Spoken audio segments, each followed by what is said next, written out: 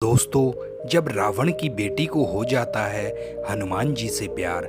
दोस्तों, श्री राम और राम भक्त हनुमान जी के बारे में कई तरह की कथाएं भारत और भारत के बाहर भी प्रचलित हैं। हालांकि कई कथाएं तो जनश्रुति पर आधारित या प्रचलित मान्यताओं पर आधारित हैं। लोग इन कथाओं को पीढ़ी दर पीढ़ी सुनते आए हैं।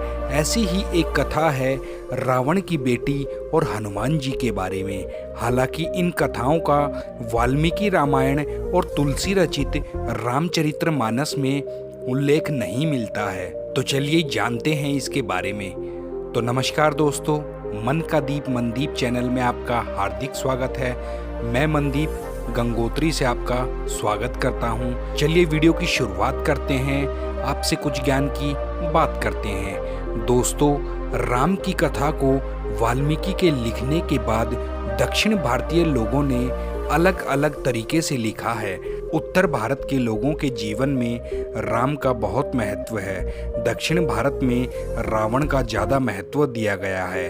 इसी को देखते हुए श्रीलंका, इंडोनेशिया, मलेशिया, माली, थाईलैंड, कंबोडिया आदि द्वीप राष्ट्रों में रावण की बहुत ज़्यादा ख्याति और सम्मान था। इसलिए उक्त देशों में राम कथा को अलग तरीके से लिखा गया है। कहते हैं कि रावण की बेटी और हनुमान जी की ये कथा थाईलैंड में रामकीन नामक रामायण और कंबोडिया की रामकेर नामक रामायण में मिलती है। दोस्तों, कहते हैं कि रावण की एक बेटी थी जिसका नाम स्वर्णमछा था, जो देखने में बहुत ही सुंदर थी।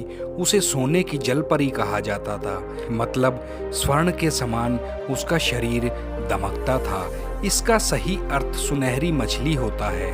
थाईलैंड और कंबोडिया में सुनहरी मछली को उसी तरीके से पूजा जाता है जिस तरह से चीन में ड्रैगन को पूजा जाता है। भारतीय रामायण के थाई व कंबोडियाई संस्करणों के बारे में कहा जाता है कि उनमें लिखा है कि रावण की बेटी स्वर्णमछा थी। जब नल और नील योजना के तहत लंका पर सेतु बना रहे थे तो रावण ने स्वर्णमछा को ही सेतु बनाने के प्रयास को विफल करने का कार्य सौंपा था।